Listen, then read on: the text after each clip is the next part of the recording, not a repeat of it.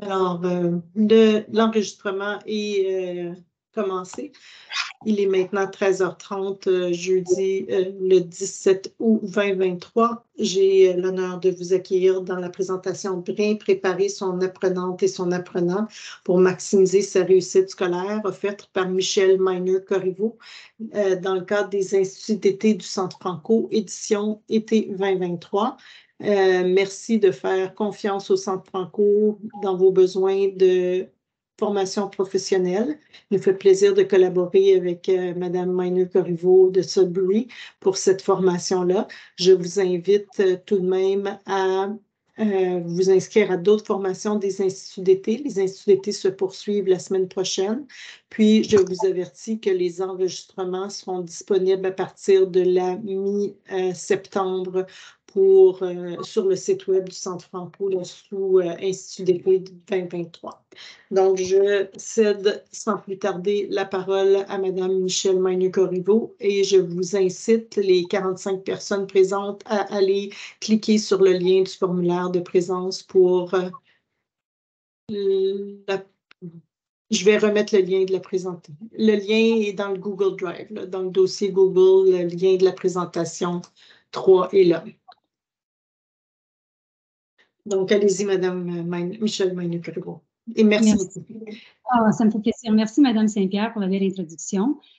Si c'est votre troisième journée avec nous, bien, vous me connaissez. Moi, c'est Michel Meiner-Corriveau de l'Université Laurentienne. J'enseigne au bac et en maîtrise en orthophonie. Je suis orthophoniste, bien sûr.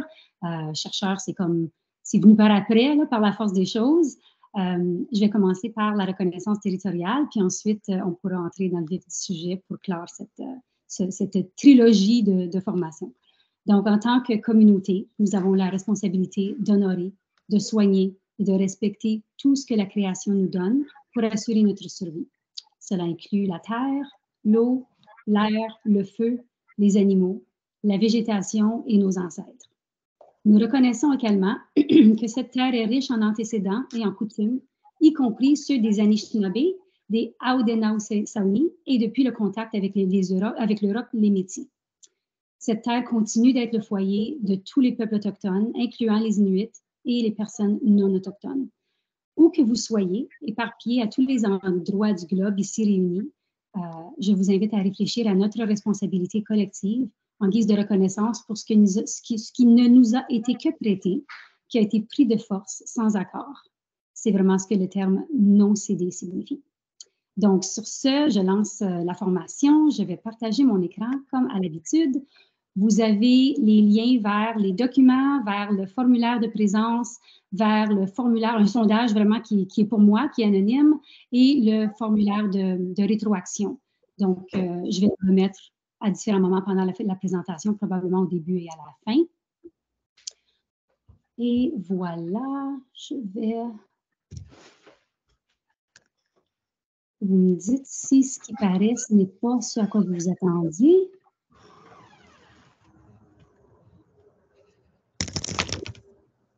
Est-ce que vous voyez bien la diapo?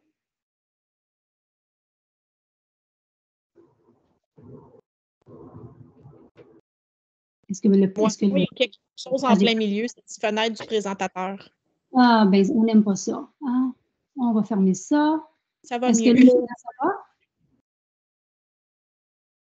Donc oui, là, vous avez la page. Michel, j'ai une question. Dans le... Pardon. Et je ne suis pas la seule parce que dans le clavardage, d'autres personnes l'ont dit, dans le dossier, on ne voit plus la partie 3 de la présentation, par exemple. Pourtant, je ne l'ai pas retiré. Ah, voilà. La partie 1 et 2 sont là, mais pas la partie 3. La partie 3, c'est celle qui était là depuis plusieurs journées. Il y a peut-être quelqu'un qui, malheureusement, tu sais, quand on donne les droits d'édition, peut-être quelqu'un l'a supprimé. Je ne sais pas si quelqu'un y a accès ou l'avait téléversé hier ou téléchargé qui pourrait la remettre. Moi, je peux la remettre, mais seulement après la formation parce que je suis à l'ordinateur de mes voisins en ce moment, parce que je n'avais pas de service chez moi. Mais merci, je voulais au moins m'assurer que pour que ça puisse être fait d'ici la fin. Absolument. Je fais ça là, dès que j'entre chez moi après, donc j'espère que ça ne vous incommodera pas trop. Donc, vous me confirmez que tout ce que vous voyez à l'écran, ce n'est pas bloqué par quoi que ce soit, puis c'est les instituts d'été, la page frontispice. Oui, c'est bon. Parfait. Donc, quand vous allez avoir accès, c'est sûr que vous allez avoir accès quand même au lien. Je vais le téléverser dans le SharePoint des instituts puis partager le lien, là, parce que moi, je l'ai téléversé ce matin. Parfait. Donc, c'était là ce matin. Merci. Donc, aujourd'hui, on va faire un petit retour rapido sur certains. Il y a du matériel dont je parle que, effectivement, ça touche plusieurs différentes compétences, différentes raisons d'être. Donc, quand je sens le besoin de dire que une certaine fiche ou un certain matériel, ça se prête bien à ça, bien je le dis, puis on tourne la page. Je n'expliquerai pas tout en long et en large, mais il va y avoir des nouveautés présentées aujourd'hui que j'espère qu'ils vont vous servir tout au long de votre année scolaire avec vos élèves. Et puis, on va parler beaucoup d'un scénario. On va penser à 2 différents élèves, comme je l'avais promis hier, juste pour repenser un petit peu à la réussite et à la façon de mesurer la réussite. Puis ensuite, je vais entrer dans les analyses variées qu'on a eu l'occasion de faire cette année avec toute mon équipe de recherche, avec mes étudiants. Ça a vraiment pris toute une équipe parce qu'il y a presque 500 fiches. Donc, une fiche pour chacun des livres de diverses collections que je partagerai avec vous. On va passer un petit moment à parler de l'analyse de l'erreur en orthographe ou en lecture.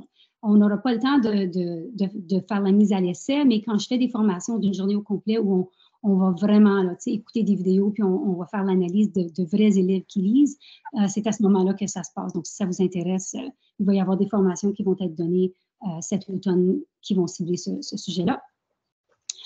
On va parler des stratégies qui sont favorables ou qui peuvent nuire à l'apprenante, puis on va mettre les choses en perspective. Hier, à la fin de la formation, on a des gens qui étaient peut-être un peu... on a senti le besoin de se dire que on doit être doux avec nous-mêmes, puis on doit être doux avec nous-mêmes. Tout le monde est sur une courbe, on a une courbe d'apprentissage devant nous, puis c'est pas plus vrai aujourd'hui que c'était il y a 20 ans.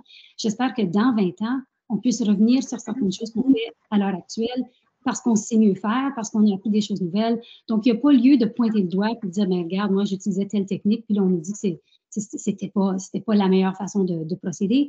C'est plus ce qui importe. Ce qui importe, c'est que quand on sait mieux faire, ben on fait mieux. Donc, c'est vraiment d'être doux avec soi.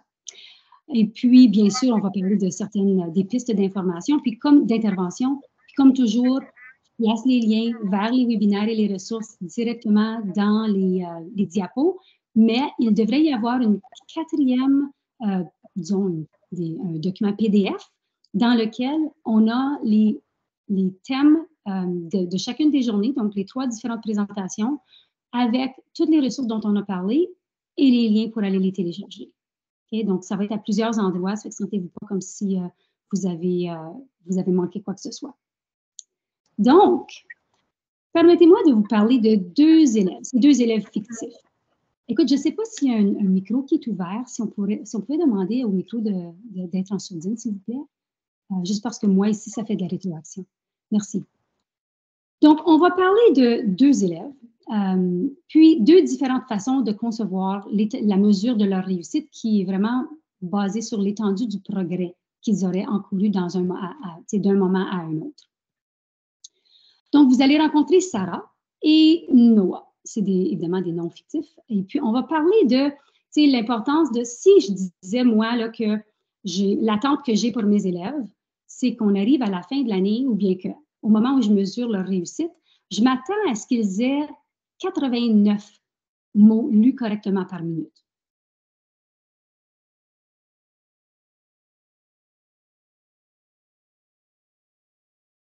Vous avez fermé votre micro, Madame Maina-Corriveau. Ah, ça s'est peut-être fait automatiquement parce que je vous jure, je n'ai rien touché, mais ça va. Donc, je ne sais pas à quel moment ça a coupé, mais on parle de Sarah et Noah. Donc, c'est 2 enfants qui seraient dans ma salle de classe. Là, je ne vous parle pas d'un niveau scolaire, ce n'est pas ça qui est important. Mais quand moi, je décide que je m'attends à ce que l'élève atteigne un certain niveau de performance ou de rendement, puis que je ne sais pas de source sûre si c'est atteignable à ce niveau-là, bien, voici ce qui se passe. Donc, si on prend pour acquis là, que moi, ce que je fais aujourd'hui, je fais lire mes enfants, puis je m'attends à ce que pour que je cote la réussite comme étant un niveau 3, moi, j'ai décidé qu'il fallait 89 lus correctement par minute. Ça va? On se comprend là-dessus? Donc, les 2 ont lu le même texte. Donc, les deux élèves ont lu 111 mots. Sarah a commis 22 erreurs, alors que Noah en a commis 3. Donc, Noah a fait moins d'erreurs que Sarah. Sarah a lu un total de 89 mots correctement par minute, alors que la lecture de Noah, elle est plus précise que celle de Sarah, mais lui, ça lui a pris plus longtemps de lire le même texte. Donc, ce que Noah a lu en 90 secondes, Sarah l'a lu en 60 secondes, mais en commettant plus d'erreurs. Mais finalement, elle a quand même atteint le seuil parce que quand je fais la division par le nombre de mots lus correctement par minute, ça lui donne accès à, j'arrondis les scores, puis ça lui donne 89 mots lus correctement par minute, alors que ce n'est pas le cas pour Noah, parce que lui, il va avoir lu plus de mots, mais en plus de temps. Donc, le taux de précision de Sarah, c'est de 80 %, mais de Noah, c'est de 97 %. OK? Donc, techniquement, en 60 secondes, après mon 60 secondes, Noah n'avait lu que 72 mots correctement par minute, parce que les autres mots qu'il a lus correctement, c'était après la minute. Donc, vous voyez ce qui arrive quand je décide que je m'attends d'avoir un certain seuil de réussite, puis que finalement, ça ne mesure pas tout à fait ce que je pensais que ça mesurait. Je vais vous dire tantôt ce que ça peut mesurer. Donc, Noah, dans ce scénario-là, ne se mériterait pas à un niveau 3, c'est le niveau que moi j'ai décidé qui était 3, c'était les 89 mots lus correctement par minute, mais les compétences en lecture de Noah excèdent celles de Sarah, parce qu'il va réussir à comprendre davantage s'il a réussi à décoder plus de mots correctement. On se comprend? Donc là, Michel, Oui? Pardon, Michel, est-ce que je peux juste dire une chose? Parce qu'on ne voit que la première page. Je pense que la présentation n'a peut-être pas été commencée. Non, ça c'est pas... Tu as raison. C'est parce que je pense que j'ai choisi de partager la fenêtre au lieu de... Au lieu de partager l'onglet. Donc, je vais aller chercher ça. Là. Merci de me l'avoir dit. Puis, ce que je n'ai pas dit, c'est que quand je suis ici, je n'ai pas accès aux commentaires. Donc, fonctionnalités. Comme vous venez de faire, là, puis m'avertir quand il y a quelque chose qui ne va pas, ça me fait vraiment plaisir. Ça fait plaisir. Voilà. Donc là, je vais me prendre autrement. Je vais départager et repartager. Puis cette fois, je vais aller chercher... je pense que c'est ça. Là, je ne commencerai pas à parler avant que vous me dites que quand je fais défiler les diapos, que ça va bien. Est-ce que là, vous voyez que je défile? Vous avez les liens essentiels à la formation? C'est beau. Okay. Donc, oui, maintenant, ça fonctionne. On ne reviendra pas sur le plan de la formation. Puis voilà. Donc, c'est le cas fictif de mes élèves. Puis là, vous n'aviez rien sous les yeux, donc je vais absolument reprendre ça. Donc, on a les deux élèves qui ont suivi le même protocole avec le même texte. Et puis, on voit ici le nombre de mots lus, il est identique pour les deux. Mais Sarah a commis 22 erreurs, alors que Noah en a commis seulement 3. Ce qui veut dire que Sarah a lu quand même 89 mots correctement par minute, mais Noah en a lu 108, mais pas en 1 minute. Il en a lu 108 en 90 secondes, ce qui lui donne un taux de lecture par minute un peu plus faible quand je décide qu'après 60 secondes, j'arrête de compter.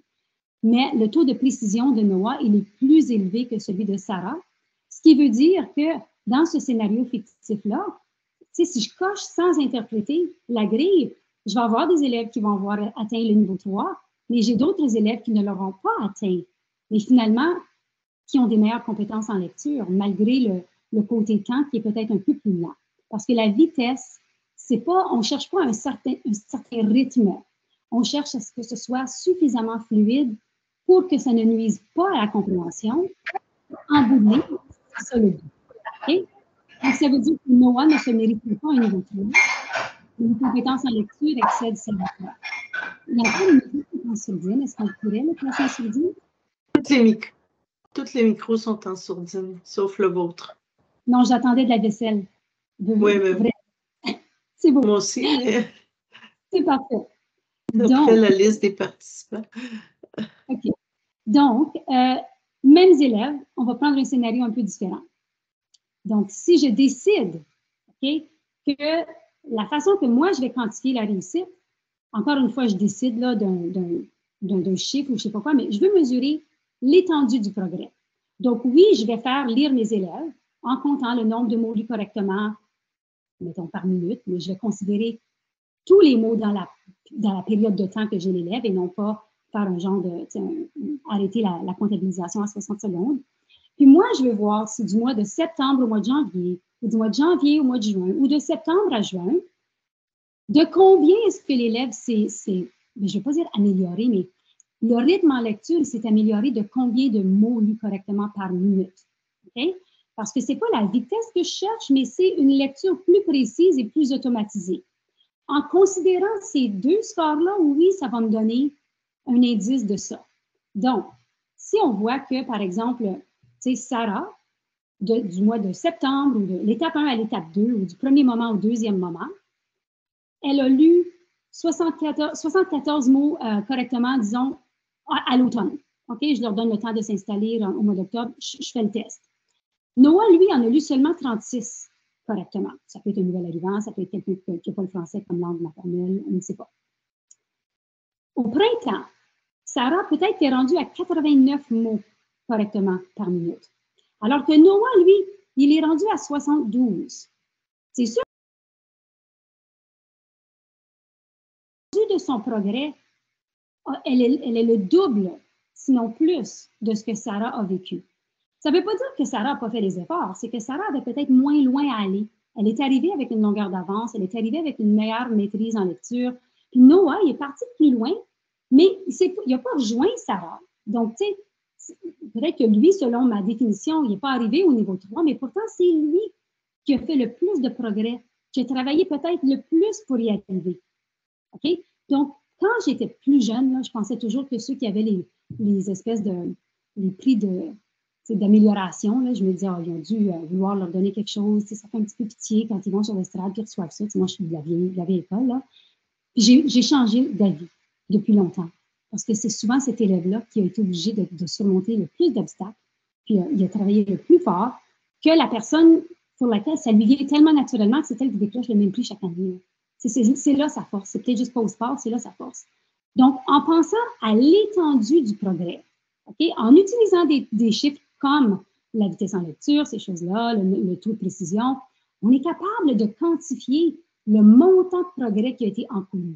Donc, à ce moment-là, si mon attente, c'est de voir combien de mots est-ce que tu t'es amélioré en lecture, bien là, à ce moment-là, Noah aurait atteint la cible de l'atteinte du progrès. Donc, est-ce que tu as doublé ton progrès? Puis pourvu qu'il y a du progrès, peu importe.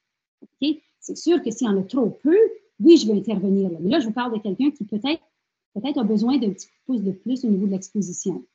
Donc, Noah, il aurait atteint la cible de l'attente du progrès. Puis Sarah aussi, mais elle n'a pas fait autant de progrès que Noah. Donc, Noah avait un plus grand manque à gagner, puis le progrès encouru est prometteur pour ce lecteur. Donc, la fluidité d'un texte, ça se définit comme une lecture raisonnablement précise, à un rythme approprié, avec une expression convenable. Ce n'est pas un théâtre des lecteurs. On ne cherche pas de l'expression dramatique. Puis, chaque fois que l'élève se reprend, c'est compté comme étant une réussite. On ne veut pas mesurer l'élève à partir d'un texte qui excède ce qu'il est capable de lire. Donc, si on veut que ce soit un texte à première vue, comme certaines des mesures nous demandent de le faire, il faut chercher des textes dans lesquels les élèves connaissent les mots à l'oral, puis dans lesquels ils ont le bagage des correspondances graphèmes-phonèmes pour être capables de le décoder. Donc, ça n'a pas besoin d'être un texte identique si vous insistez à ce que ce soit un texte nouveau, mais il faut vraiment que ce soit un texte que l'élève il est capable de lire. Les grands chercheurs, là, quand ils font des études comme ça, ils vont chercher des textes que l'élève peut lire avec 98 à 100% de réussite. Souvent, ils vont leur donner là, 2, 3 ou 4 fois à se pratiquer avec un texte comparable, puis ils vont mesurer la réussite en fluidité à partir de la dernière lecture. Donc, c'est une interaction de facteurs, la fluidité. Ce n'est pas une chose, mais la mesure qui est utilisée en anglais, on va la décrire comme, c'est le ORF, c'est le Oral Reading Fluency. En français, ils vont dire c'est la lecture de fluidité orale. Essentiellement, c'est le nombre de mots lus correctement par minute. C'est une mesure pour laquelle, quand on prend cette mesure-là à un moment, puis à un autre moment, on est capable de comparer et de quantifier la réussite en lecture. Ce n'est pas vraiment une mesure de la fluidité parce que la fluidité, on s'entend, ça dépend d'autres facteurs, comme l'expression, comme prendre les ponctuations au bon moment. Hier, je faisais allusion à une petite que j'ai écouté lire lors de l'étude qu'on a fait avec le conseil scolaire du Grand Nord. Puis, la petite, en première année, elle a lu. Puis, mettons la phrase, là, j'oublie la phrase que j'ai donnée hier, mais si c'était, je sais pas moi, Lucas va déjeuner avec sa sœur. Mettons qu'il y a un point là. Puis la deuxième phrase commence par Michel, puis ça continue. Bien, la petite avait lu Lucas est allé déjeuner avec sa sœur Michel. Là, elle a pris une pause parce qu'elle savait là, que là, elle avait comme déplacé le mot trop tôt, ce qui voulait dire que dans son esprit, le sujet de la prochaine phrase, elle l'avait mis avant le point. Elle ne réfléchit pas à ça, mais pour elle, elle sait que ça ne se tient pas parce que la deuxième phrase, ça commençait avec le verbe est, comme Michel est, je ne sais pas quoi. Donc, quand elle est venue pour lire la deuxième phrase, elle s'est bien aperçue que ça ne se tenait pas. Donc, elle s'est repris. Ben, en se reprenant, elle a corrigé son erreur. Ça devient une lecture fluide. Je ne peux pas compter les secondes qu'elle prend pour se reprendre comme étant dans son score de temps. Parce qu'elle a dû réfléchir un bon 6-7 secondes là, pour se reprendre. Donc, il faut donner à l'élève l'occasion de faire ça. Donc, c'est vraiment l'impact de la croissance des compétences du lecteur sur son rendement qui est important. Et quand on a comparé le rendement en lecture des élèves de la première à la 4e année, en recherche, des fois, on prend des décisions au début, puis finalement, on ne sait pas trop où on s'en va. Puis il y avait des livres qui étaient destinés, par exemple, à la première et la 2e, donc des livres de la série Escalier. Puis il y en avait qui étaient destinés à la 2e et la 3e, puis à la 3e et la 4e. Puis en début d'études, on n'était pas certain si on voulait les faire lire aux élèves en première ou en 2e, ou seulement en 2e, ou au niveau supérieur ou inférieur. Puis on a dit, tu sais quoi, on a du temps, on va faire lire ces livres-là pour lesquels il y a comme un chevauchement dans la destination, le groupe de destination. On va les faire lire par les deux groupes. Ça nous a permis, à partir de ces deux groupes-là, de mesurer l'impact pédagogique d'un enseignement d'1 an. Donc, on avait les mêmes textes lus par des enfants différents, parce qu'au début, on n'y avait pas pensé de les faire lire à deux différents moments. Mais on a vu qu'il y avait une belle amélioration. Puis, l'impact, il est le plus grand entre la première et la 2e année. Puis, c'est pas étonnant parce que pensons à tout ce qui se passe de la première à la 2e. On enseigne le code, on passe des graphèmes simples aux graphèmes complexes, on enseigne des règles lexicales, des règles grammaticales. C'est énorme ce qu'on demande à l'élève de faire. Donc, l'impact sur le rendement, il était grand. Puis, il y avait le moins d'impact de la 3e à la 4e parce que, règle générale, à la fin de la 3e année, on a affaire à des lecteurs relativement compétents. Pour les fins de l'étude, on avait demandé des élèves, des participants qui n'avaient pas de grandes difficultés en lecture parce que c'était les livres qu'on voulait tester, puis non les élèves. Maintenant, cette année, en septembre, ce même conseil a accepté qu'on aille mesurer là, chez le même élève. Donc, on va faire lire des livres au début de l'année, puis à la fin de l'année, pour vraiment voir quel est l'impact de cette croissance-là, parce qu'on avait entre la première et la 2e, puis la 2e et la 3e, puis la 3e et la 4e, c'est différents élèves qui sont comparés chaque fois. Ce n'est pas un élève par rapport à lui-même. Je n'anticipe pas des énormes différences, mais ça va nous permettre de le dire avec plus d'assurance parce qu'on ne pourra pas nous dire, ben oui, mais vous aviez différents élèves à chaque niveau, ça fait que ça se pourrait que ta théorie ne se tienne pas. Parce que ça, cet argument-là, il est valable dans le milieu de la recherche. Donc, on va aller le vérifier avec les mêmes élèves. Donc, oui, effectivement, les indicateurs de la réussite qui sont décrits dans le guide qui vous a été partagé, dans lequel on partage une grille d'évaluation du rendement qui peut servir avec n'importe quel livre. Vous vous souvenez, hein? Mettez-moi dans le chat quelles questions on doit se poser avant de décider si un livre peut être utile pour évaluer le rendement en lecture ou pas. Puis on a les mêmes grilles, mais déjà préparées pour une trentaine de livres de la série Escalier, parce que cette série-là avait fait partie de l'étude. Puis les éditions passantes nous ont permis de les partager avec vous. Donc, oui, les indicateurs de réussite comprennent des calculs comme des mesures sur le taux de précision, sur le temps de lecture. Je dis bien active, hein? Parce que quand on a fait cet exercice-là avec la petite dont je vous parle, c'était en virtuel, c'était pendant la pandémie, puis à un moment donné, elle a tourné la page, elle a arrêté de lire, elle a répondu à son chat qui a fait quelque chose, puis s'était fait mal, elle est allée répondre à ça, puis elle est revenue. Et le moment où elle a été partie, là, je ne peux pas compter ça comme du temps de lecture active, donc je l'ai soustrait en secondes de son total. On a peut-être moins ce défi-là quand on est en présentiel avec les élèves, mais voilà qu'on a quand même un moment là, une réflexion à faire par rapport à ça. Puis oui, la fluidité, on consulte les indicateurs qui sont décrits à la partie C, et qui sont décrits aussi dans le curriculum simplifié que je vous ai partagé hier. Donc, tout ça, ça fait partie de ce que je dois considérer pour évaluer le rendement en lecture de l'élève. Mais si je m'en tiens à la vitesse en lecture à partir du taux de précision, il va me manquer d'informations pour quantifier l'étendue du progrès, puis c'est ça qui est important. Quand on suit la méthode qui a été présentée hier, c'est comme c'est intégré à ça. Donc, vous allez avoir des mesures du début à la fin. Ça n'a pas besoin d'être comme le même livre qui est lu en septembre et en juin. Donc, vous allez avoir des mesures qui sont prises au courant de l'année. Puis, plus le livre il est long, moins on s'attend à ce que vous vous assoyez avec l'élève pour le lire au complet. C'est un élève qui lit typiquement un livre, mettons la série Escalier, le livre de niveau haut, il y a à peu près 1400 mots pour certains. Ça peut prendre 25 minutes à lire. Donc, on prend un échantillon de peut-être 200 mots, on fait lire l'élève, puis ensuite, on va faire les calculs. On demande à l'élève de continuer. Si on sait qu'il a bien décodé, puis il a bien déchiffré, on peut se fier qu'à ce moment-là, la lecture autonome, il est capable de le faire.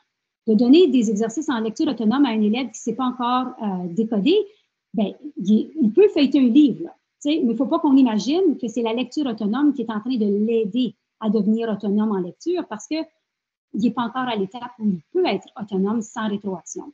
Donc, il faut savoir quand est-ce que cette mesure-là peut être, ou cette stratégie-là peut être partagée avec les élèves pour dire, va finir de lire le livre, puis quand tu vas revenir, je vais te poser quelques questions pour vérifier la compréhension. OK? Donc, mais je vous dis que les gens qui ont fait la mise à l'essai, on a plusieurs enseignants du Conseil des écoles publiques de l'Est de l'Ontario qui ont fait la mise à l'essai de ces grilles-là. Puis ils disent tous la même chose. Hein. Ils disent, moi, quand j'ai choisi mon livre, ça ne me prend pas plus de temps que ce que je faisais avec les anciennes grilles de GB+. Mais oui, il faut que je réfléchisse à l'analyse de l'erreur. Puis, c'est ça qui va orienter mes pistes, mon intervention avec les élèves. On a une question dans le clavardage. Est-ce que l'élève connaît les mots qui sont dans le livre? Est-ce que l'élève peut décoder? C'est ça. Ça, c'est les deux questions qu'on doit se poser si on veut utiliser un livre qu'on a en salle de classe pour pouvoir mesurer le rendement en lecture de l'élève. Donc, oui. Bravo, Marie-Victorine.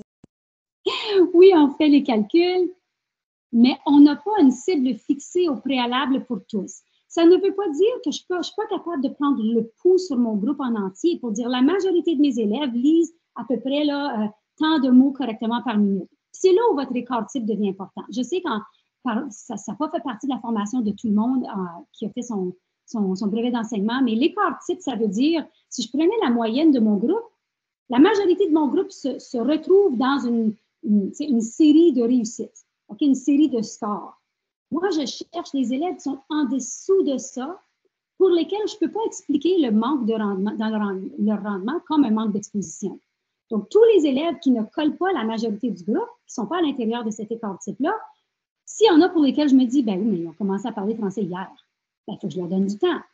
Il y en a d'autres pour lesquels je vais me dire, non, il était scolarisé en français toute sa vie, il ne parle pas français à la maison, mais vraiment, ça roule pas rond dans la majorité des autres tâches que je lui demande de faire. Ça m'inquiète plus. Cet élève-là, c'est peut-être un élève pour lequel, dans votre démarche de référence pour les services à l'élève, vous voulez peut-être l'orienter pour une évaluation plus poussée. Donc, il faut faire la distinction entre les types d'élèves qu'on a. Ça, on en a parlé quand j'ai présenté le référentiel en fin de session hier. Donc, vous avez des moments ou des moyens d'aller chercher, prendre le pouls pour votre groupe. Surtout en première année, vous commencez l'année, vous voulez faire le répertoire ils connaissent quelles lettres simples et quelles sont simples. OK? Quelles sont composées? Est-ce qu'ils comprennent? Hein? Il y a des digrammes, des trigrammes, on a des règles lexicales qui accompagnent ça. Une fois que j'ai ça pour mon groupe, je suis capable de dire, OK, ce qui n'est pas encore réussi par la majorité de mon groupe, je dois faire le ménage là-dedans, puis je vais enseigner ce qui dépend de moins de facteurs. Donc, ce qui serait le plus simple. Il y a des éléments, c'est peut-être même pas en deuxième année que je vais le cibler tout de suite, mais oui, ils vont être confrontés à ça dans des livres, donc je vais devoir en parler sans m'attendre à ce que ce soit une réussite à 100%. Puis je vais aussi leur donner une dictée de son. Je vais leur donner des sons pour leur dire comment est-ce que tu écris ce son-là quand tu l'entends. Okay? Je ne peux pas donner une dictée de son puis m'attendre à ce que les élèves écrivent. Si je dis le son « en », par exemple, puis ils mettent peut-être E-N, A-N, Il y en a peut-être qui vont me mettre ANT parce que les autres sont rendus plus avancés, ils le savent. C'est vrai, le ANT final, ça fait AN. Et je ne peux pas m'attendre à avoir une dictée de son sur des graphèmes qui suivent une loi qu'on appelle dans le curriculum une loi de position. On appelle ça vraiment, c'est des graphèmes contextuels. Ça dépend du contexte. Parce que pour savoir si le on prend un M ou un N, ça me prend la suite des choses. Donc, ceux-là, je dois les donner en dictée, mais en contexte. Donc, je peux le faire, mais je vais dire, comment écrirais-tu le son on dans ombre, par exemple? OK? Ça se fait. Mais dans le dicto-son, on a vraiment, on s'en est tenu là, au son à proprement parler. Puis là, il faut que j'accepte n'importe quelle graphie. Si je dis le son J, il faut que j'accepte le J, il faut que j'accepte le G. Tant mieux si on met un E après le G ou un I ou un Y. Mais il faut que j'accepte les deux. Donc, des fois, j'ai un petit peu de questionnement à faire. Puis pour les élèves en contexte bilingue, on va en parler à la fin de la formation aujourd'hui, c'est encore aussi important que je prenne en note.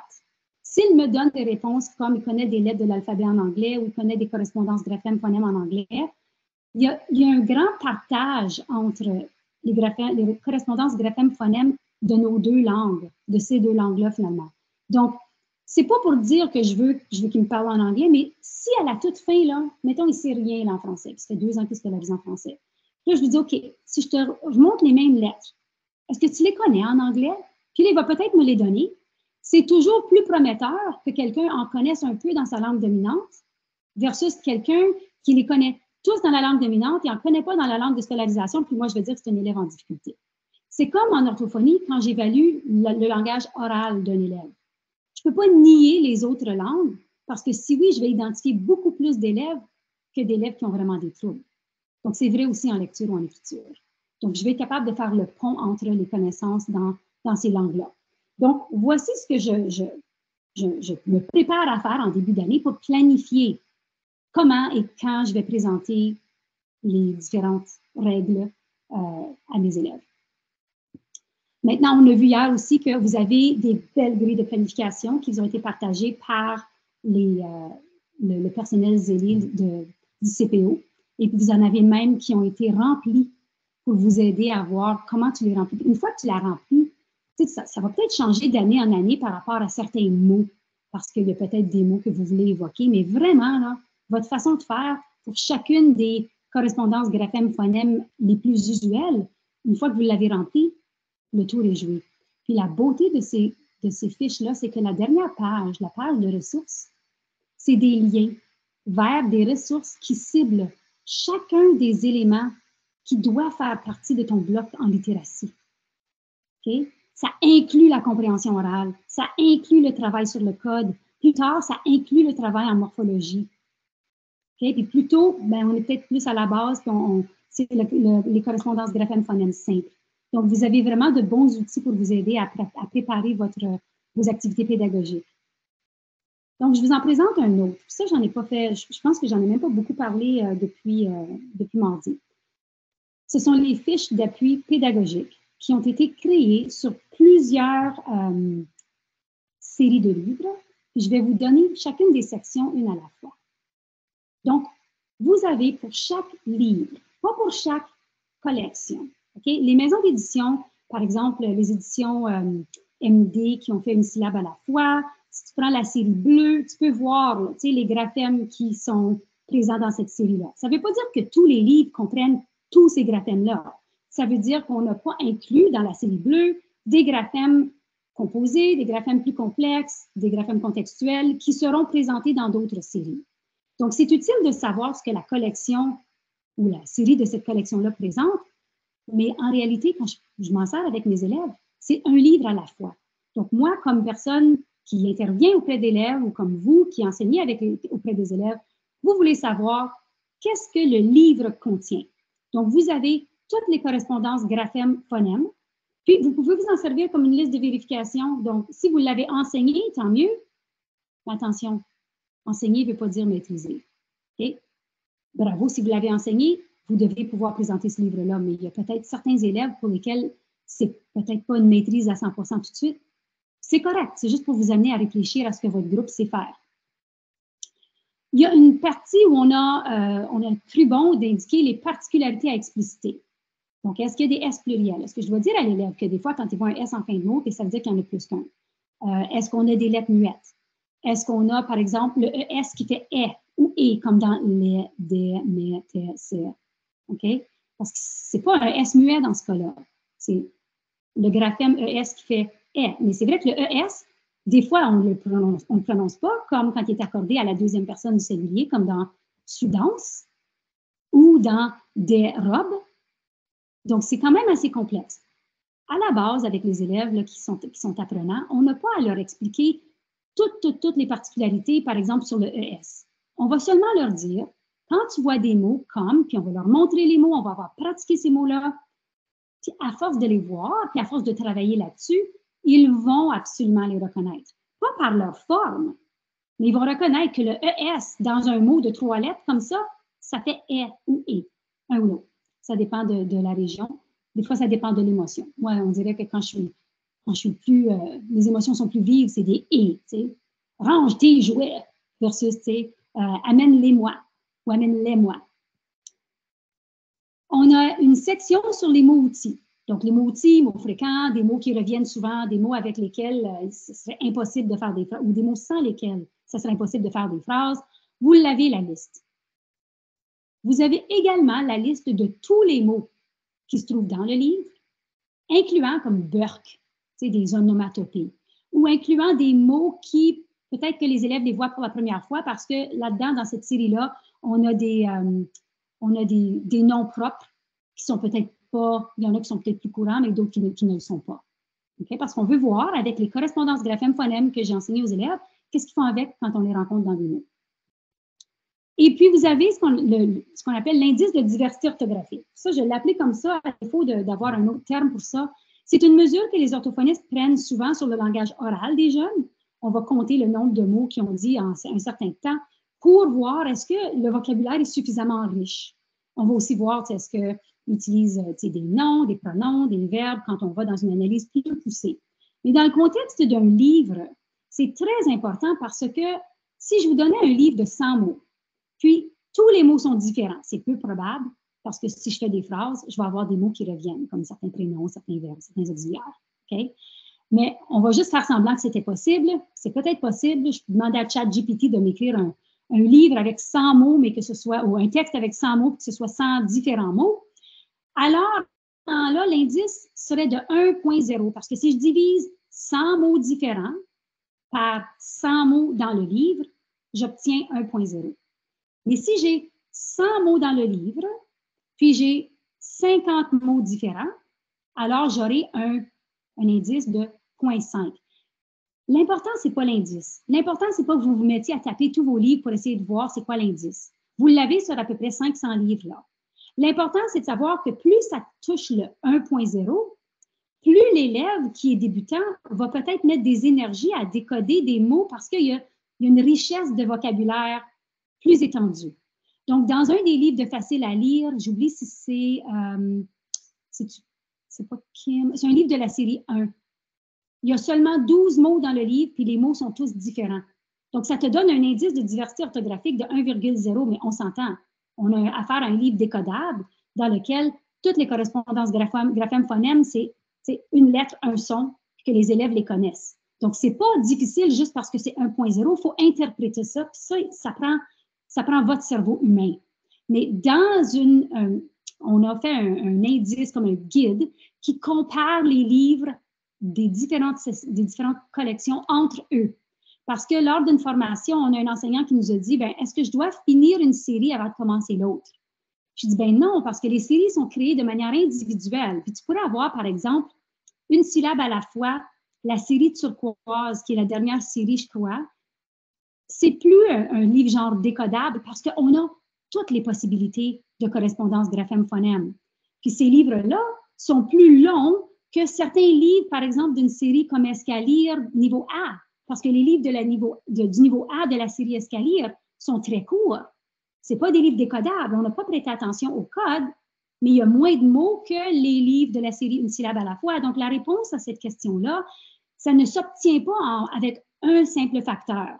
Donc, ce qu'on a fait, c'est qu'on a pris les indices que je viens de vous présenter, puis on a trié les livres. Donc, si vous voulez savoir lequel des livres il est le plus court ou le plus long, vous allez voir le nombre de mots dans le livre. Si vous voulez savoir si les phrases sont plus complexes ou moins complexes, généralement, moins il y a de mots, moins c'est complexe, mais on s'entend qu'une phrase comme « je peins », ça peut être plus complexe que « il a dansé ». À lire, je parle. Okay? Donc, on a fait les différents tris pour que vous puissiez faire un choix éclairé, pour que vous puissiez voir à quel moment vous pouvez commencer à voltiger d'une série à l'autre. Parce que, règle générale, on veut être dans du décodable quand l'enfant est encore en train d'apprendre le code. Et une fois qu'il connaît le code, on peut passer à des livres non contrôlés, des livres gradués, des livres jeunesse, pour qu'ils lisent seuls. Parce que les livres jeunesse, on s'en sert dès le début là, pour travailler la compréhension puis le vocabulaire, mais on ne demandera pas à l'élève de les lire de manière indépendante seul. Ça vous va? Donc, vous avez en plus de ça un dernier indicateur, puis on vous a partagé les indices de réussite en orthographe sur tous les mots dans le livre. Donc, ça se peut qu'il y ait des mots qui ne sont pas répertoriés. Bon, ceux-là, on n'a pas inventé les chiffres, on a dit que ce n'était pas répertorié. OK? Mais quand on avait un indice sur le mot, un 0 ou un 1, c'est un mot difficile à écrire pour ce niveau scolaire-là. Puis un 10 ou bien un 7 en montant, c'est plus facile. Donc, l'idée, ce n'est pas de prendre chaque livre qu'on présente à l'élève puis en faire une tâche d'écriture, mais comme ça se passe déjà dans les salles de classe, c'est important de regarder les livres dans le livre, les mots dans le livre, puis de présenter à l'élève ou de demander à l'élève d'écrire des mots pour lesquels le seuil de réussite il est très élevé à son niveau scolaire. Okay? Donc, en première année, je ne leur donnerai pas un mot comme un mot qui est un niveau 1 ou un niveau 2. Je pourrais leur donner un niveau 10, par exemple. Okay? Ça ne veut pas dire que je ne leur demande pas de le lire.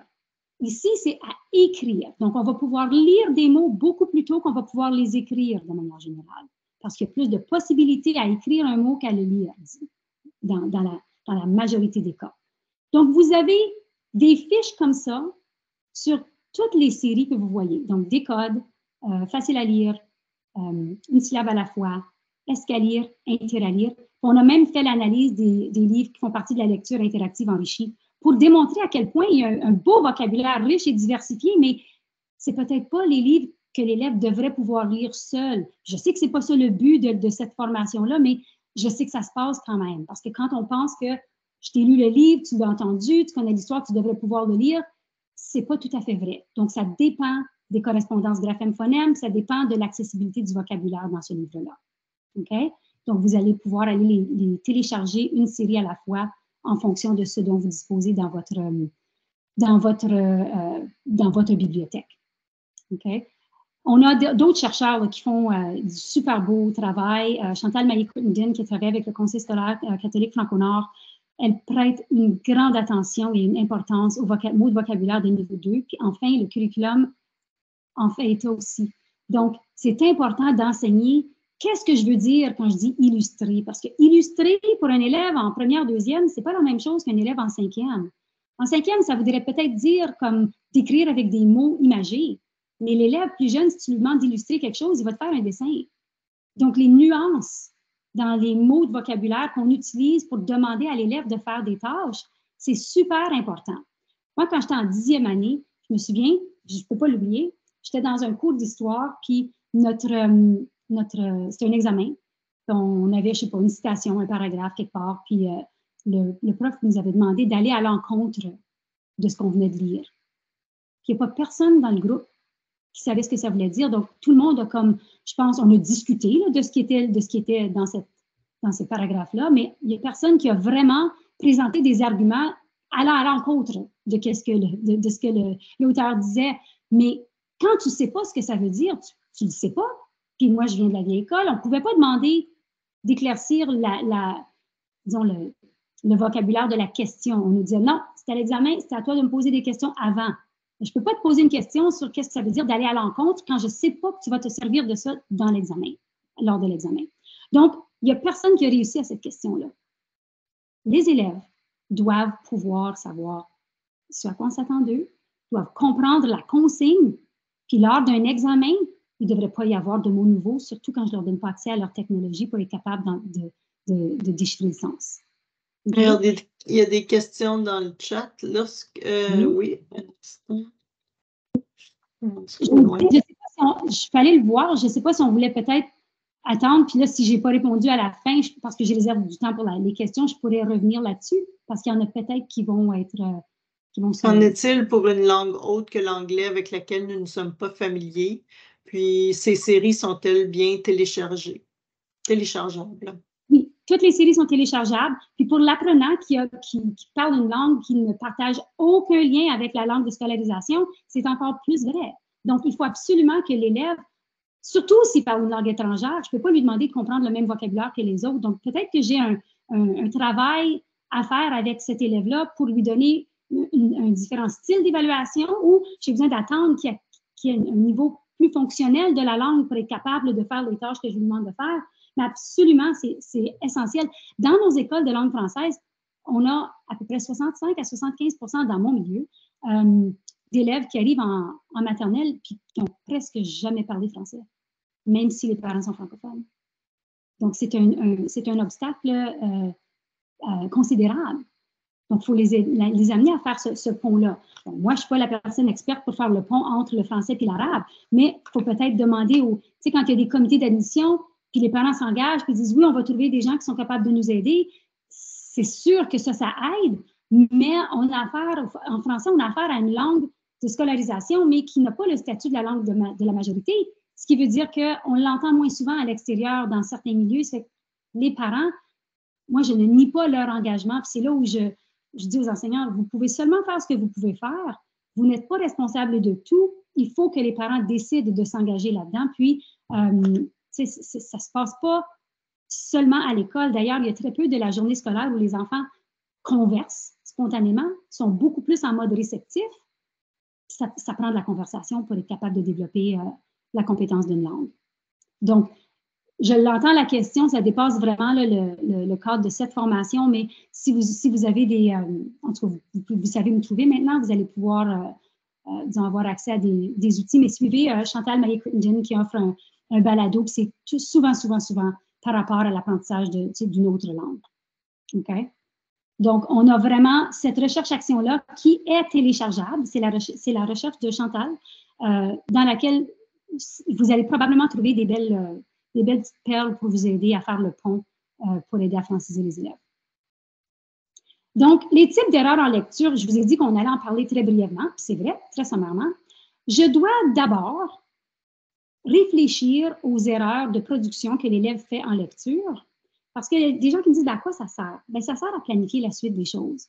Si l'élève fait des erreurs sur le code, ça veut dire que je dois enseigner certains concepts qui sont peut-être passés inaperçus jusqu'ici. Okay? Donc, peut-être qu'ils ont mal identifié des mots, ils ont devenu un mot.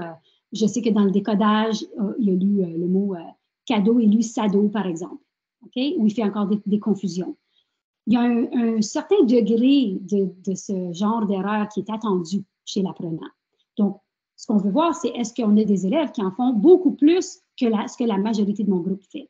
Ou en lisant le même livre, est-ce que les élèves ont fait des erreurs semblables sur les mots semblables? Ça veut peut-être dire qu'il y a quelque chose dans le mot qui m'avait échappé là, quand j'ai lu mes fiches d'appui pédagogique. J'avais pas compris là, que ce mot-là était d'une difficulté un peu plus élevée que les autres. Okay? Donc, je dois m'informer, je dois je dois réfléchir, mais je dois interpréter l'erreur de l'élève. Parce que les erreurs, si je m'en tiens à le mot, il est lu correctement, oui ou non, sans écrire ce que l'élève a fait avec le mot, c'est dans ce bout-là que mon analyse va avoir lieu.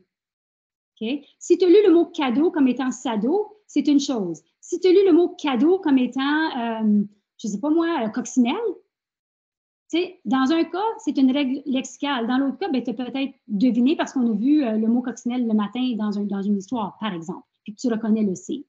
Donc, l'origine de la difficulté n'est pas la même, puis la raison d'être non plus. On a des types d'erreurs qui relèvent soit d'une exposition faible ou un manque d'enseignement, ou bien, puis je ne dis pas un manque d'enseignement parce que l'enseignante a fait quelque chose de mal, c'est peut-être qu'on n'est pas rendu là. Donc, ça excède, le niveau de difficulté du livre excède peut-être ce pourquoi l'élève, il est prêt à lire. Puis ensuite, on a des types d'erreurs. Quand je dis confiance, c'est pas l'élève qui se replie sur lui-même et qui ne veut pas lire, c'est qu'il doute de lui. Puis tous les lecteurs bilingues vont douter d'eux à un moment donné parce qu'on va voir des mots qui se lisent d'une façon en français, mais d'une façon différente en anglais. Donc, tout ça, on ne peut pas le considérer quand on a affaire à des populations qui sont bilingues. Mais en étant capable de catégoriser les erreurs, vous allez les reconnaître parce que les élèves, là, quand on a fait l'annexe qu'on vous a présenté dans le guide d'évaluation du rendement en lecture avec les enseignants qui se sont prononcés là-dessus, on est vraiment parti des erreurs les plus courantes qu'on entend, puis on en a donné plus, bien sûr, mais la majorité des élèves, les types d'erreurs vont se regrouper. Okay? Donc, ça, à force de vous en servir, ça va vous demander de moins en moins d'efforts au fil du temps.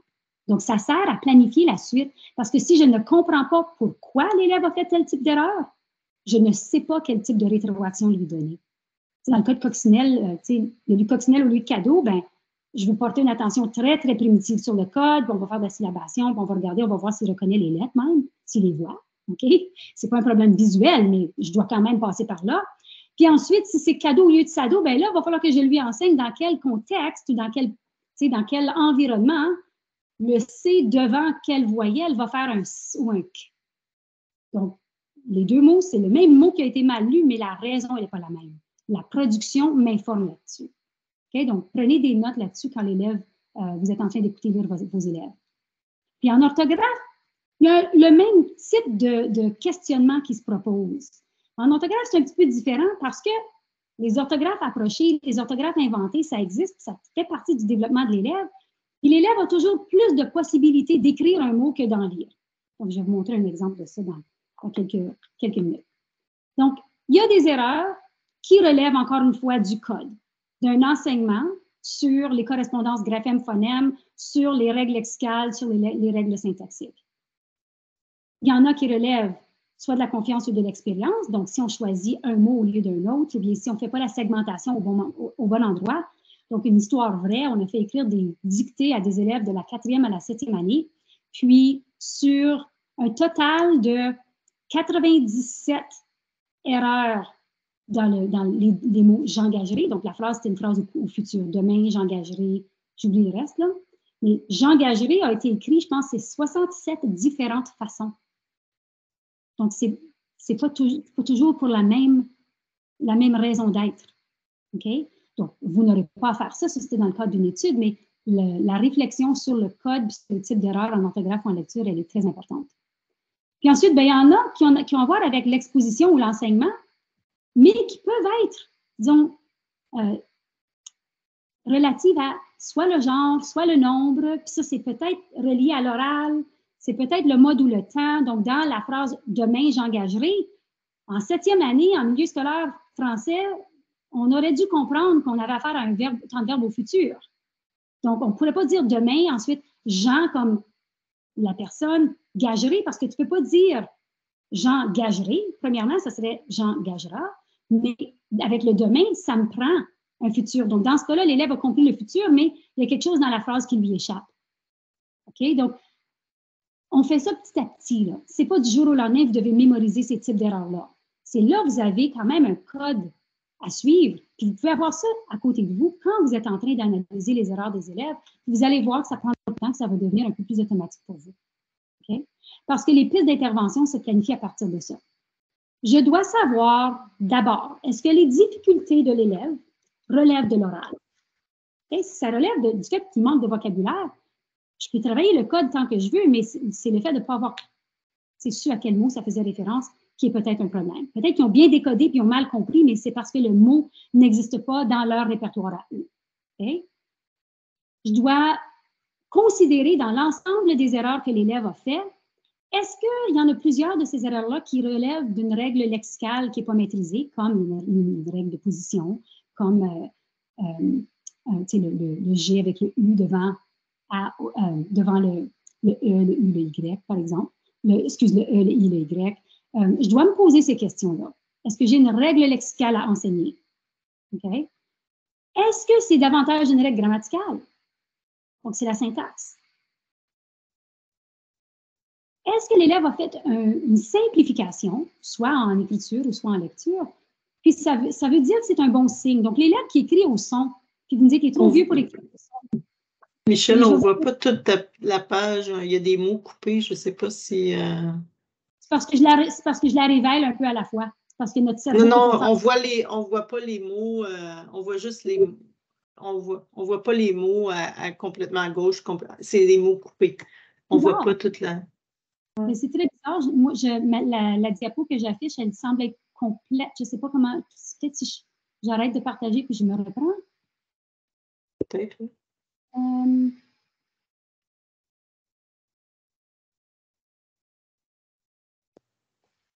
Est-ce que c'est mieux? C'est encore coupé?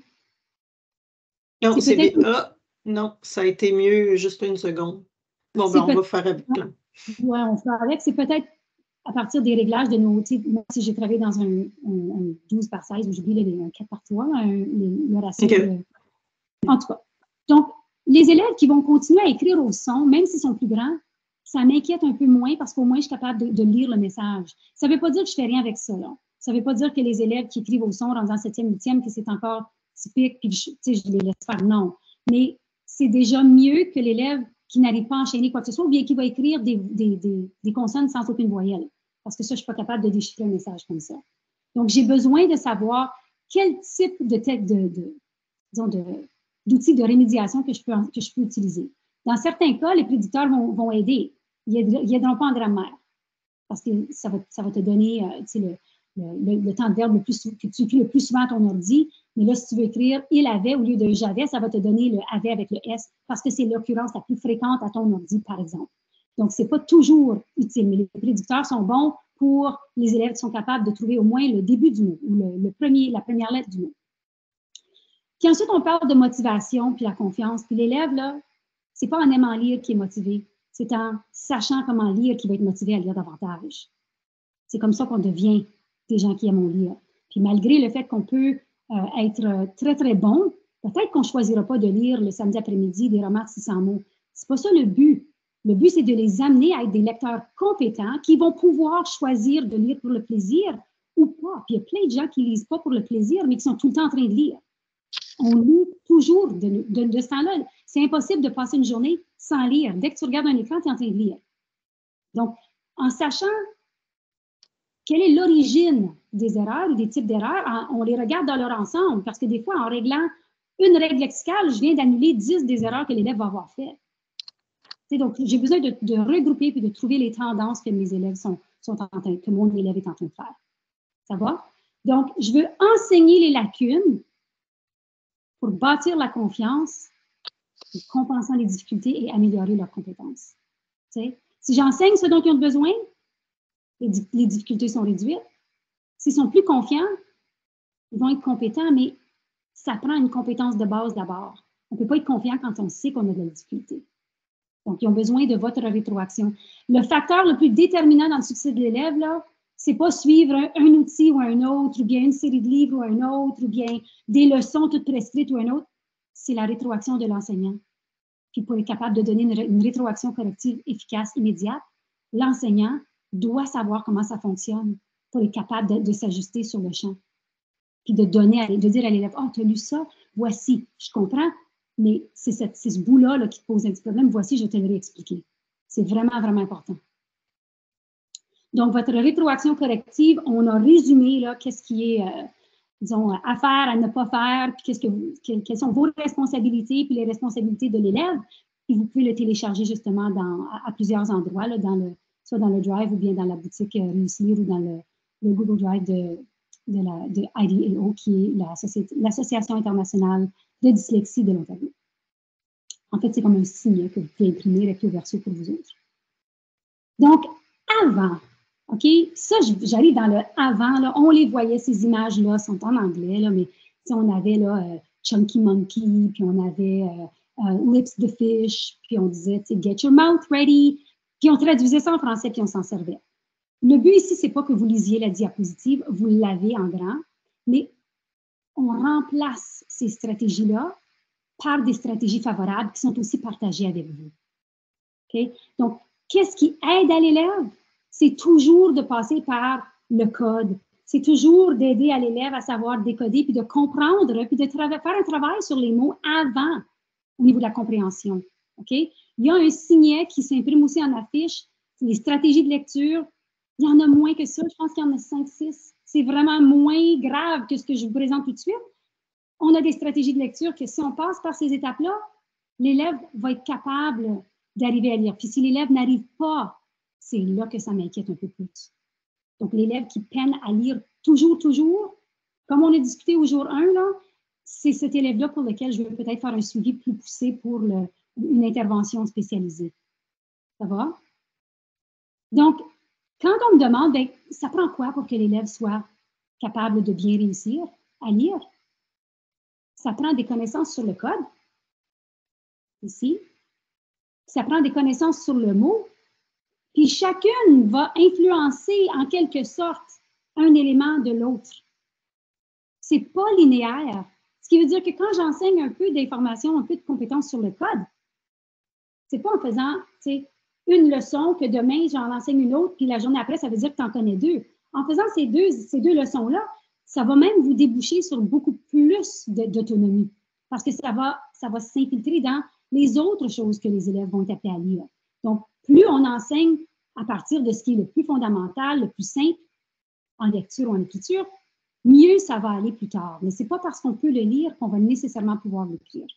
OK?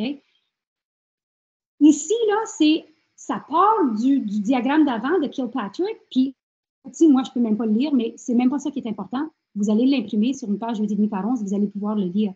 C'est pour vous dire que l'élève qui lit avec fluidité doit transcoder les lettres en son, doit regrouper des graphèmes composés, doit savoir quand est-ce qu'un graphème peut être composé et quand est-ce que ça ne l'est pas. Le AN dans danse, c'est pas prononcé de la même façon que le AN dans animal.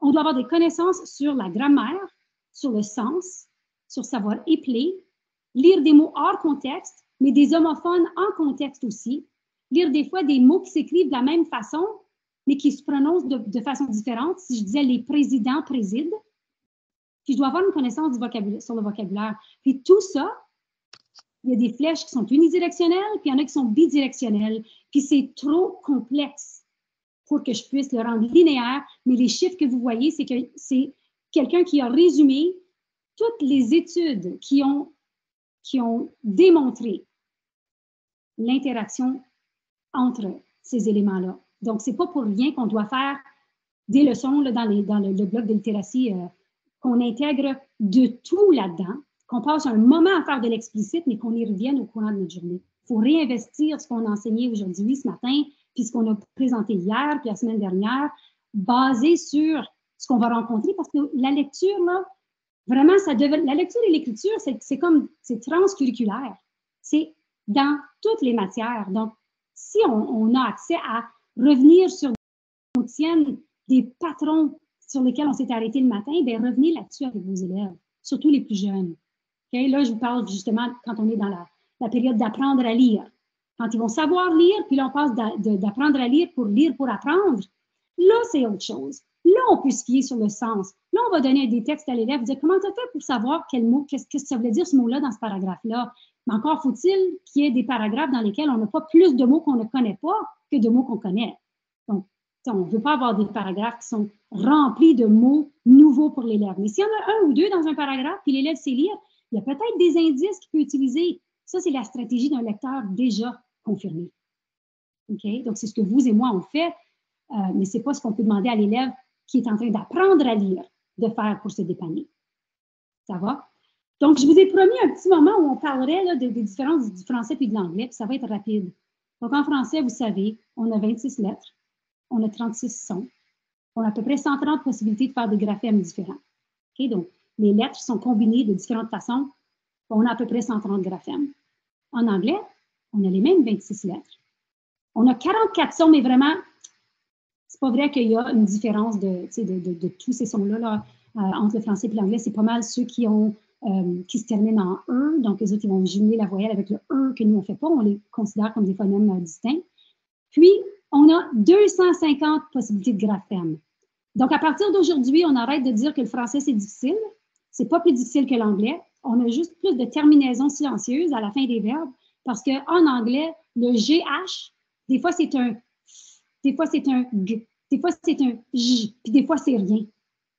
Donc, en français, on a beaucoup moins de possibilités différentes pour les graphèmes qu'on voit. Tu sais, si je disais le mot thought, on a le TH, puis on a though, qui est presque le mot thought, mais il y a juste un T+. Il n'y a rien dans la structure du mot qui me dit quand est-ce que le TH est voisé ou non voisé. Même chose pour le PH qui est voisé ou non voisé en anglais. Donc, toutes ces similitudes-là, là, je vous les ai résumées. OK? Donc, on a le type de voyelles, de syllabes ouvertes et fermées, mais eux en ont différentes, comme dans le mot table. Pour nous, c'est table. Souvent, je veux dire la table. Donc, les chutes de consonnes finales dans des groupes, c'est commun en français. En anglais, puis c'est pas pathologique, c'est pas un problème, là. Mais en anglais, ils vont dire table. Il y a un choix qui s'insère entre le O. Donc, pour eux, c'est un type de syllabe différent. Donc, on a moins de structure syllabique. Ils ont beaucoup plus de particularités phonétiques en anglais qu'en français, parce que nous, c'est pas mal plus régulier à ce niveau-là. Puis vous allez voir que quand je vais vous parler des graphies complexes, puis je travaille encore ce matin, vous allez comprendre qu'il y a même très peu d'irrégularités et d'exceptions en français. Mais c'est qu'on passe tellement de temps à parler de ça que les jeunes développent un dégoût pour le français parce qu'on leur a dit que c'était trop difficile. Bon, là, on va le simplifier pour eux autres. Puis on va leur donner le temps de l'apprendre, puis le tour va jouer. Okay? Donc, vous avez tout ça dans les notes que je vous ai préparées. Oui, en grammaire, c'est notre complexité de plus. Ça vient du latin. Une fois qu'on le décompte, il y a vraiment juste 7 différentes terminaisons dans les verbes. Si vous allez voir dans le Mansouri, c'est même meilleur que le Becherel. On a des outils qui nous aident qui sont très pertinents et qui nous aident bien en français. Okay? Mis à part le fait qu'on a des lettres muettes, puis que la majorité de ce qui est oralisé, de ce qui est écrit en anglais, c'est oralisé, il y a un paquet d'irrégularités comme les passés irréguliers, tu sais, I thought, I ought, I caught, I bought. Okay? On a, comme je disais, le TH, le GH, le PH qui changent de voisement. Tandis qu'en français, si une lettre, je la vois, elle est voisée ou non voisée, ça ne change pas. Mais oui, il y en a des fois à la fin des mots que je prononce ou que je ne prononce pas. Puis, règle générale, je ne prononce pas les consonnes dans les mots qui se terminent avec une consonne à l'écrit. À part comme lac, bec, sec, avec, autobus. Il y a peu de mots pour lesquels ça se produit en français. Donc, il faut penser à toutes les possibilités différentes d'écrire ou de lire le mot. Donc, si je vous donne la liste de mots que vous voyez, donc papa, tipi, car, président ou préside, je ne le sais pas parce que je n'ai pas le contexte, cou puis cheval, on peut imaginer qu'il n'y a pas beaucoup de différentes façons de les lire, mais car, pour l'élève qui n'a pas encore appris que le C, ça peut faire un C doux, un son doux pourrait lire ça, préside, président, cou, coupe, si on oralise la consonne finale, si on n'a pas compris, puis ben, cheval, ben, ça va être lu cheval. Mais on peut les écrire de manière innombrable une fois qu'on connaît le code, on sait à quel point c'est complexe. Ça revient à mon petit coco là, qui a toujours écrit car, C-A-R, jusqu'à ce qu'il ait appris que le car, c'est le K en français, ça s'écrivait avec Q-U. Il a commencé à écrire car, Q-U-A-R, parce qu'il se disait, ben là que j'en sais plus, ça doit être ça que je dois écrire. Donc, l'orthographe, là, même chez le même lecteur, elle est instable jusqu'à ce que l'élève ait vraiment maîtrisé la règle. Donc, c'est pas qu'il est moins bon rendu en 3e année, c'est qu'il y a tellement plus de possibilités d'orthographier les mots qu'il se questionne puis qu'il s'essaie. Hein? Il fait des essais et des erreurs. Donc, il faut leur donner le temps d'y arriver. Tu sais, c'est pas parce que le passé composé puis le présent, ce sont les temps de verbe les plus fréquents à l'oral que ce sont les plus simples à écrire, c'est les plus difficiles à accorder souvent. Donc, ça, là, c'est pas maîtrisé avant le secondaire, ça dépend de trop d'autres facteurs. Donc, vous devez vous habituer à évaluer à quel point le texte que je mets devant les yeux de l'élève, il est accessible pour lui ou pour elle, parce que la décodabilité, là, ça change avec le temps. Pour vous et moi, tout est décodable. Pour un élève apprenant, la seule partie d'un livre qui est décodable, c'est la partie pour laquelle il a reçu l'enseignement explicite pour y arriver. Ça change avec le temps.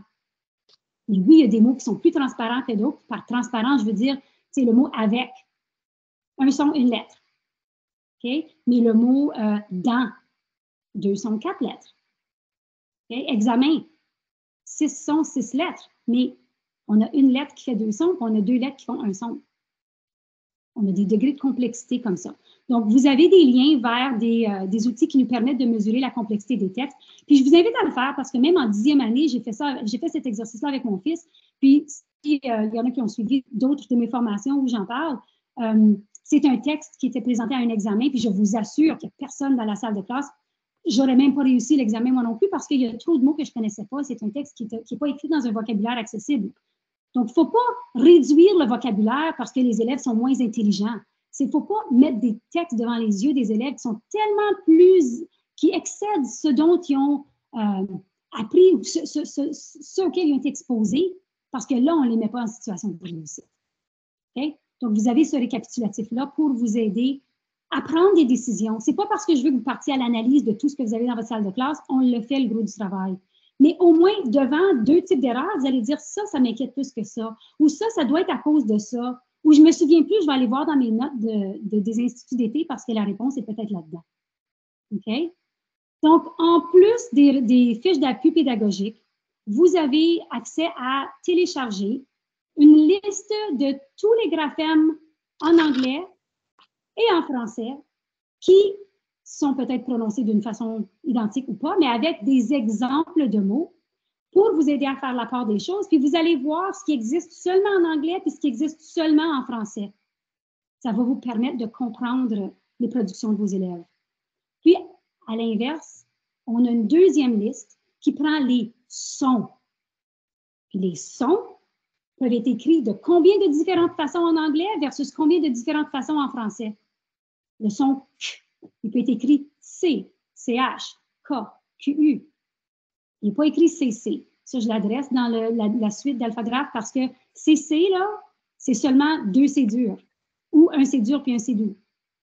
Si je dis accablé, c'est le préfixe ac, câblé. Donc, la racine, c'est câble. Donc, quand tu apprends à diviser, tu le sais. Si je dis accéder, c'est parce que c'est ac. Puis dans le deuxième cas, dans le début de la prochaine syllabe, le C est devant le E, donc ça suit la règle lexicale. Même chose avec les 2G, même chose avec le SC. C'est pas le SC qui des fois fait SC. C'est quand le S est en début de mot, c'est toujours S. Quand le C est devant un I, un Y, c'est toujours S. Puis si on voit le SC qui fait SC, c'est parce que ce qui suit le C, c'est un A, un U, un R ou un L. C'est Raoul. Donc, quand on a enseigné ça, puis qu'on a bien installé les fondements, ça ne se change pas juste parce que j'ai une autre syllabe qui s'ajoute avant, puis on a peut-être des lettres qui sont jumelles. Okay? Donc, vous avez accès à faire ça. Puis ici, on a comme un récapitulatif de la production de certains sons en français, puis d'une approximation en anglais pour les amener à arriver là. Mais vous avez des orthophonistes qui travaillent dans vos conseils, donc ça, c'est vraiment une question pour eux. Mais vous avez quand même, tu sais, le A de cat, il est pas mal semblable au A de table. C'est peut-être un peu plus antérieur, mais c'est pas grave. Mais le OU en français, il existe en anglais. Le 1, il n'existe pas, mais des fois, ils vont dire 1. Bon, OK, ils l'ont comme, nasalisé avec un petit E, mais c'est une approximation. Donc, quand on sait qu'est-ce qui est semblable, on voit qu'il n'y a pas tant de différence que ça. OK? Le U, c'est difficile pour les anglophones parce que leur bouche n'a pas été entraînée à faire ça. À un moment donné, quand il va lire le mot Lucas, puis qu'il dit Lucas, c'est pas une erreur. Il le produit avec le meilleur de ce qu'il est capable de faire. Donc, ça va vous donner un guide ou bien une petite carte routière par rapport à ça. Donc, j'en ai parlé la dernière fois, je n'étais pas censée, on me dit oui, on me dit non. Le 24 août, c'est dans 6 jours. Vous avez accès à vous inscrire.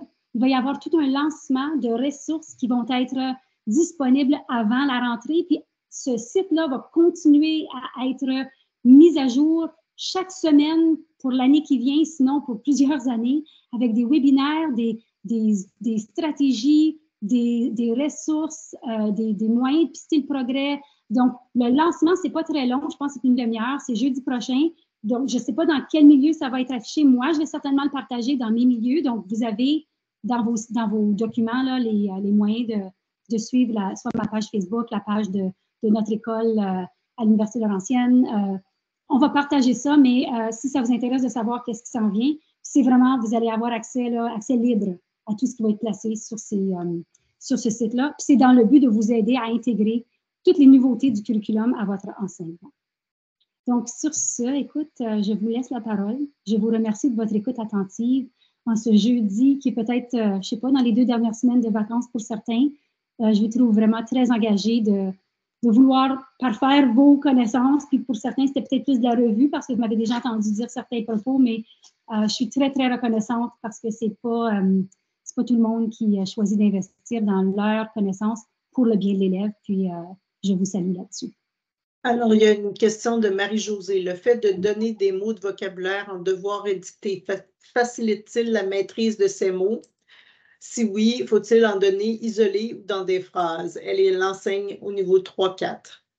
Donc, c'est toujours utile d'envoyer des mots pour travailler au niveau de la compréhension, mais ce n'est pas le fait d'écrire certains mots 50 fois que l'élève va savoir que dans un autre contexte, dans une autre phrase, il va reconnaître que c'est le même mot. Idéalement, si on veut envoyer des mots, je ne dis pas que c'est bon ou c'est mauvais, parce que c'est pas. Il y a des écoles de pensée qui vont dire même que des devoirs, c'est pas utile. Les devoirs, c'est venu à la demande de parents dans l'ancien temps qui voulaient que les élèves qui partaient de l'école plus tôt ne manquent rien parce que les élèves qui restaient plus près de l'école pouvaient rester plus longtemps.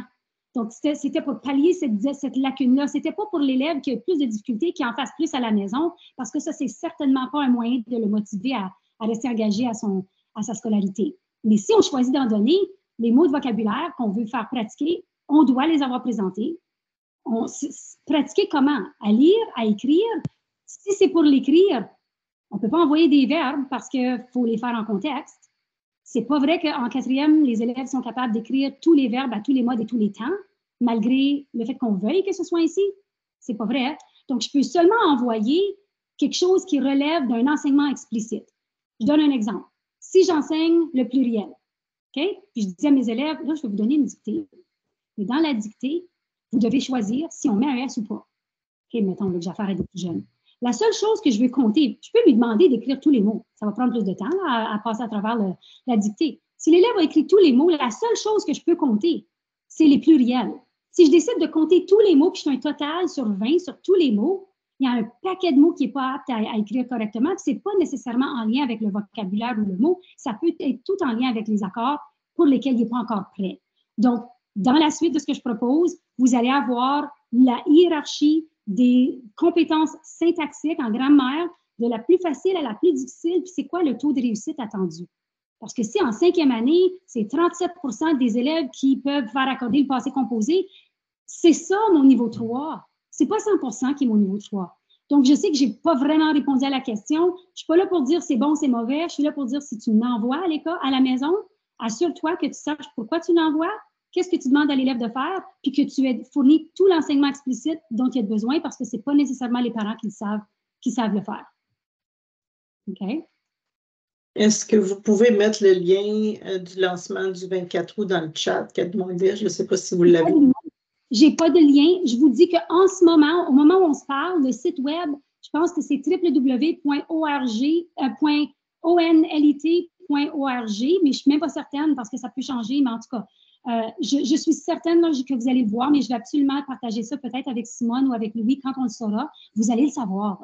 Le ministère va vous le dire à vous aussi. Vous allez avoir ça, je m'imagine, dans vos courriels professionnels, mais moi, je vais absolument le partager, puis il y a peut-être un moyen de le donner à tout le monde. Donc, on est déjà rendu à 6 jours là, du lancement. Ça fait que pour moi, là, c'est chose faite. Ils ne changeront pas d'idée à ce point-ci, mais ils ne voulaient pas qu'on partage le diapo parce que le jeu de couleurs, tout ça, n'a pas nécessairement été pleinement approuvé encore. Isabelle. Mais voilà. D'autres questions? On n'a pas appris à décoder de cette façon pour bien lire, c'est ça. Il y en a que oui. Tu sais, dans mon temps, il y avait beaucoup plus de travail qui se faisait là-dessus, mais c'est vrai. Mais on le sait maintenant. Il n'y a pas question de dire, ben ceux qui ont fait ça, ils n'ont pas réfléchi, puis à quoi ils ont pensé. Écoute, les écoles de pensée n'étaient pas rendues là où on est rendu. Alors, il y a Isabelle et Hélène qui ont des questions. Alors, Isabelle, tu peux ouvrir ton micro, poser ta question, puis ensuite, Hélène. Allô, dans le dossier, excuse-moi, j'entends mon écho. Oh là là. OK. Dans le Google Slides, à la page 11, il y a des planifications pédagogiques. Oui. Comment est-ce qu'on peut les accéder? C'est dans le dossier partagé du CPO.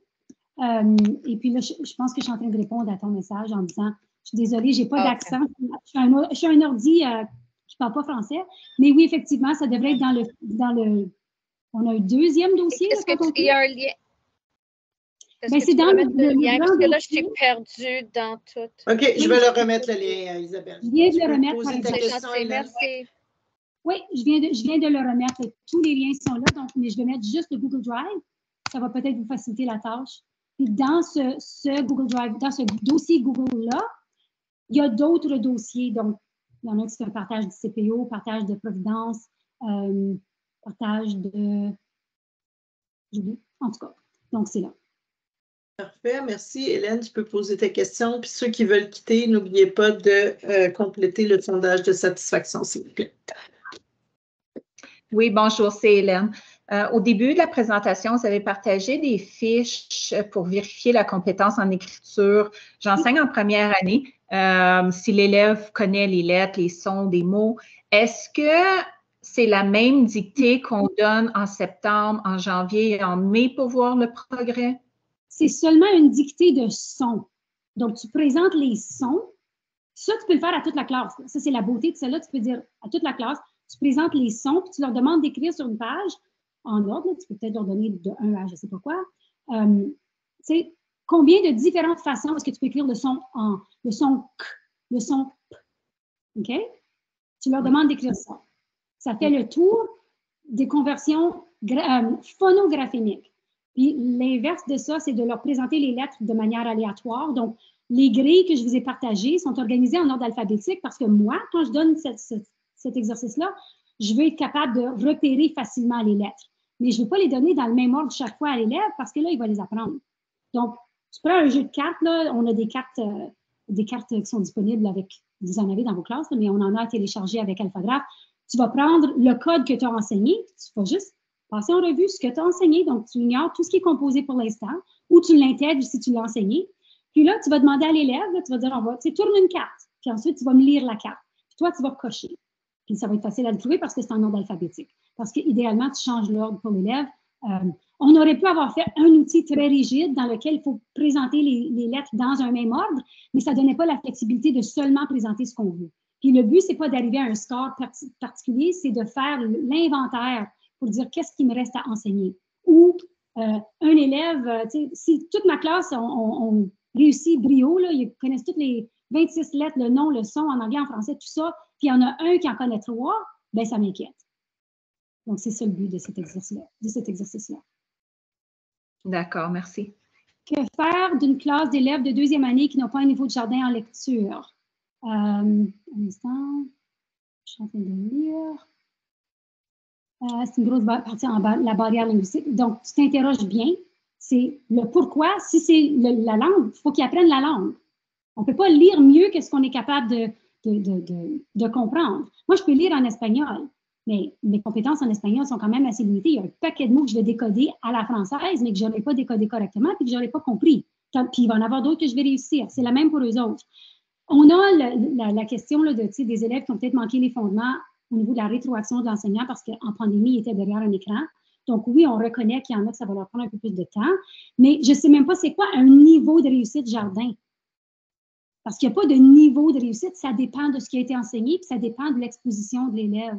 Donc, j'ai des enseignants qui me disent, ben moi, là, je ne recule pas plus bas que ça, là, puis les autres vont ils vont être obligés de faire avec ça. Je dis, ben, tu peux dire ça tant que tu veux, mais si tu ne donnes pas la base aux élèves qui ne l'ont pas eu, ça va te prendre beaucoup plus de temps à faire ce que tu cherches à faire versus enseigner la base. Si la raison qu'on a de la difficulté, ce n'est pas parce qu'on est un des 4 à 7 % résistants là, au niveau de la lecture et de l'écriture. Si c'est vraiment parce qu'on a manqué un enseignement en raison de la pandémie, il y a des enfants qui ont été malades, ils ont peut-être manqué des choses. Là. Donc, puis la question par rapport à jusqu'à quel point peut-on modifier les attentes du curriculum pour répondre à leurs besoins, voici. Un élève qui n'est pas en difficulté cognitive d'apprendre à lire, même si ça prend plus de temps, à un moment donné, il va devenir un lecteur compétent. Un élève pour qui on a besoin d'un soutien autre, avant que moi j'intervienne en orthophonie, en lecture, la question qui se pose, c'est je fais le tour de ce qu'ils ont, je répertorie les connaissances, puis je demande à l'enseignante, parmi les erreurs que l'élève a fait avec moi, là, qu'est-ce qui n'a pas encore été enseigné selon toi? Parce que ça ne peut pas compter comme une erreur. Ça peut être enseigné. Donc, vous voyez, je ne peux pas répondre à la question avec un chiffre ou avec « Ah, tu sais, c'est à ce niveau-là, ça dépend de ce qui a été enseigné. » Plus ça va aller, mieux ça va aller, mais pour l'instant, on est dans un changement de paradigme. Il faut être un peu souple. Il faut s'assurer qu'on donne à l'élève, on met toutes les chances du côté de l'élève qui a reçu l'enseignement explicite, systématique et structuré avant qu'on le déclare en difficulté, puis avant qu'on se dise « Je dois modifier, puis il ne peut pas avoir son diplôme », genre. T'sais. Il y a très peu d'élèves qui ne peuvent pas réussir en lecture, même les élèves les plus résistants, les dyslexiques sévères, oui, ça va rester, mais ils peuvent tous faire du progrès quand on a bien mis la table, puis on va leur donner des outils pour faire pour compenser les lacunes, mais c'est pas vrai que l'ordinateur va venir répondre à tous leurs besoins. On a quand même besoin de travailler la lecture avec ces élèves-là. Moi, je ne veux pas qu'on dise ben, il y a trop de difficultés, on lui donne un ordinateur, puis l'ordinateur va lire pour lui. Parce que même des élèves, en 10e année, j'ai travaillé avec eux autres, puis on en a fait des progrès. Donc, défaisons-nous de cette croyance populaire qui dit qu'après 6 ans, on ne peut rien apprendre, là, parce que ce n'est vraiment pas le cas. OK? Puis 80% de la classe, là, on en a parlé mardi. 80% de la classe qui réussit, ça me donne un indice sur mon objectif pédagogique. Mais si le 20% qui n'a pas réussi, la moitié, c'est question d'exposition à la langue, l'autre moitié, c'est des difficultés, ça va. Mais je ne peux pas dire 80% de la classe a réussi, donc je passe à autre chose. Le 20% qui n'a pas la base, je dois intervenir. Soit dans un petit regroupement, faire plus d'explicite, plus d'exemples. Souvent, c'est tout ce que ça prend pour les élèves qui n'ont pas la langue. Puis pour les élèves qui sont plus résistants, eux autres, je les envoie vers des services spécialisés. Mais le 80% de réussite, là, on ne se contente pas avec ça. L'école, ce n'est pas pour 80% des gens. Tout le monde doit pouvoir réussir. OK? Je ne me fais pas d'illusions. Je ne dis pas que c'est facile comme ça. Puis si tu suis cet ordre-là, le 100%, c'est facile. Je dis que sur ceux qui n'ont pas réussi, là, c'est là où vous mettez votre chapeau de diagnostic, puis vous vous posez des questions, puis vous demandez pourquoi. Donc, si je peux répondre au pourquoi, puis je dis, bien, ce groupe d'élèves-là a besoin de plus de temps, ce groupe d'élèves-là, c'est pas juste à cet endroit-là qu'ils n'ont pas réussi, hein, c'est les élèves qui comprennent mal les consignes, c'est les élèves qui ont vraiment l'air d'avoir quelque chose au niveau cognitif qui ne tourne pas rond. Bien là, ça s'explique. Mais je devrais pouvoir rejoindre tous mes élèves. On n'est pas satisfait que 80% des élèves en 12e année obtiennent leur diplôme. Puis en bout de ligne, ils vont l'avoir, n'est-ce pas? Donc, on veut les soutenir, ces élèves-là.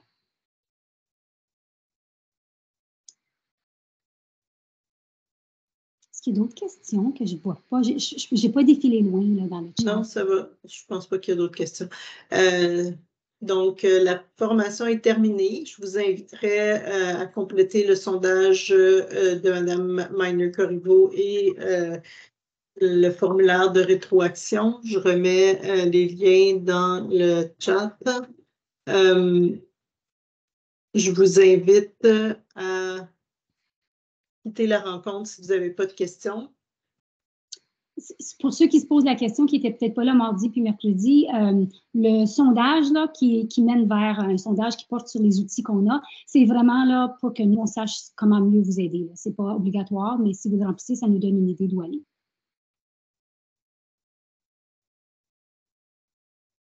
Donc, merci à tout le monde. Merci à toi, Simone, qui a été, je pense, prise à faire plein de choses en même temps. Je t'ai sentie très présente, puis tu as vraiment bien géré le clavardage, puis tu n'hésitais pas à me relancer quand il y avait des questions pour lesquelles c'était plus utile de les répondre sur le champ. Là. Donc, chapeau à toi, puis bonne d'été la semaine prochaine. Oui, merci. Merci. Bonne rentrée à tout le monde. Donc, je vous invite à compléter le sondage et le formulaire de rétroaction et à quitter la rencontre si vous n'avez pas d'autres questions. Merci beaucoup. Je vais arrêter l'enregistrement. Oh, je suis partie? Oui, tu l'avais parti parce que ça dit 1h46. Ah oui, arrêter l'enregistrement. OK, parfait.